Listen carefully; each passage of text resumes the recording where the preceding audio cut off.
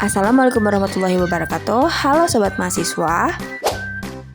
Perkenalkan, nama saya Dewi Gita dengan NIM 22252300092.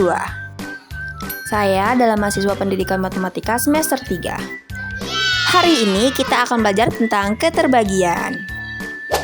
Salah satu materi pada mata kuliah teori bilangan adalah keterbagian. Keterbagian adalah konsep yang di dalamnya menjelaskan hubungan antar dua buah bilangan bulat. Secara umum, keterbagian adalah apabila A bilangan bulat dan B bilangan bulat positif, maka ada tepat satu bilangan bulat Q dan R sedemikian sehingga B sama dengan Q ditambah R. Dengan R lebih besar sama dengan 0 dan R lebih kecil sama dengan B. B itu adalah hasil bagi dan R adalah sisa pembagian B dibagi A.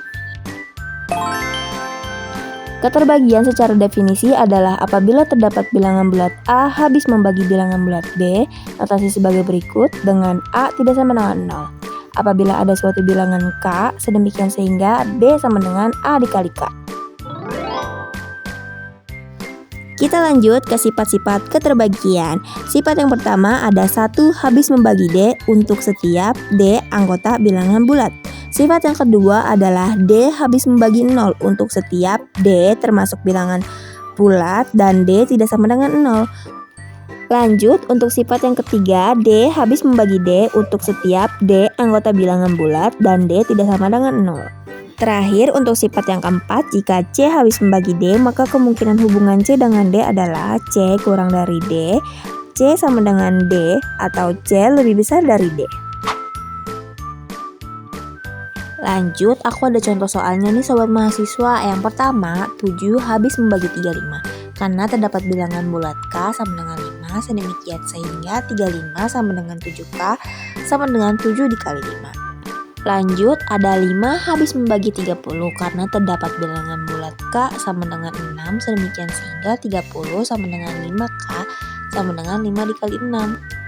Untuk contoh yang terakhir, ada 8 tidak habis membagi 27 karena tidak terdapat bilangan bulat K sedemikian sehingga 27 sama dengan 8K. Lanjut, kita masuk ke teorema-teorema keterbagian. Teorema yang pertama, jika A habis membagi B dan B habis membagi C, maka A habis membagi C.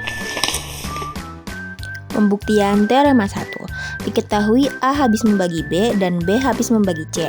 Karena A habis membagi B dan B habis membagi C, maka menurut definisi terdapat bilangan bulat M dan N sehingga B sama dengan M dikali A dan C adalah N dikali B. Dengan mensubstitusikan B ke dalam C, diperoleh bahwa C adalah N dikali MA atau sama dengan NM dikali A. Nah, ini menunjukkan bahwa terdapat bilangan bulat NM sehingga berlaku C NM dikali A. Jadi dapat disimpulkan nih bahwa A habis membagi C. Terbukti teorema tersebut. Lanjut, teorema kedua. Jika A habis membagi B dan A habis membagi B ditambah C, maka A habis membagi C. Pembuktian teorema 2. Diketahui A habis membagi B dan A habis membagi B ditambah C. Berarti menurut definisi terdapat bilangan bulat M dan N sehingga B sama dengan M dikali A dan B ditambah C sama dengan N dikali A. Maka dari itu terbentuklah B ditambah C dikurang B sama dengan MA dikurang NA. Nah, dari situ kita dapat ubah menjadi B ditambah C dikurang B sama dengan N dikurang M dikalikan dengan A. Sehingga dapat hasilnya C sama dengan N dikurang M dikalikan dengan A. Nah, menurut definisi karena terdapat bilangan bulat N dikurang M sehingga C sama dengan N dikurang M dikalikan dengan A, maka A habis membagi dengan C. Kita masuk ke teorema yang ketiga.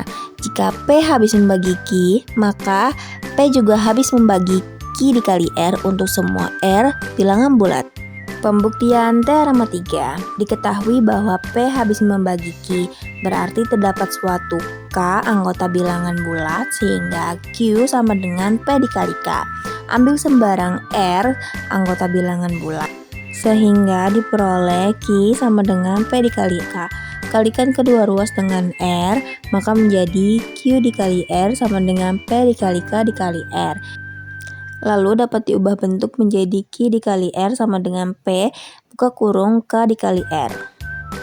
Karena QR sama dengan P dikali KR untuk semua KR anggota bilangan bulat, maka menurut definisi P habis membagi QR. Terakhir, teorema 4, jika P habis membagi Q dan Q habis membagi R, maka P habis membagi Q ditambah R. Pembuktian teorema 4. Karena P habis membagi Q dan P habis membagi R, maka terdapat bilangan X dan Y anggota bilangan bulat sehingga Q sama dengan P dikali X dan R sama dengan P dikali Y. Jika Q dan R ini dijumlahkan, maka diperoleh Q ditambah R sama dengan P dikali X ditambah P dikali Y. Atau kita bisa ubah bentuknya menjadi P dikali X ditambah Y. Maka dari itu terdapat bilangan bulat X dikali Y, sehingga Q ditambah R sama dengan P dikali X ditambah Y. Maka menurut definisi dapat disimpulkan bahwa P habis membagi Q ditambah R. Nah, untuk lebih memahami materi, ayo simak contoh soal berikut. Diketahui 3 habis membagi 7 dikurang A. Bilangan bulat negatif terbesar yang dapat menggantikan nilai A sehingga kondisi tersebut terpenuhi adalah... Lanjut aja ke pembahasan soal tersebut. 3 habis membagi 7 dikurang A menunjukkan bahwa ada bilangan bulat K sehingga 7 dikurang A sama dengan 3 dikali K, atau A sama dengan 7 dikurang 3 kali K. Nah, agar memperoleh nilai A bertanda negatif dan sebesar mungkin, ambil nilai K sama dengan 3 sehingga didapat A sama dengan 7 dikurang 3 dikali 3, yaitu hasilnya min 2. Nah, min 2 ini merupakan bilangan bulat negatif terbesar yang memenuhi kondisi tersebut. Lanjut, silahkan kalian kerjakan 2 soal berikut. Yang pertama, buktikan bahwa jika A habis membagi B dan A habis membagi C, maka A kuadrat habis membagi B dikali C. Lanjut, untuk soal yang kedua, buktikan bahwa jika A habis membagi B min 1, maka A habis membagi B pangkat 4 min 1.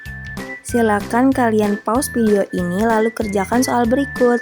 Oke, sampai di sini materi kita hari ini. Semoga kalian paham ya. Wassalamualaikum warahmatullahi wabarakatuh. Dadah.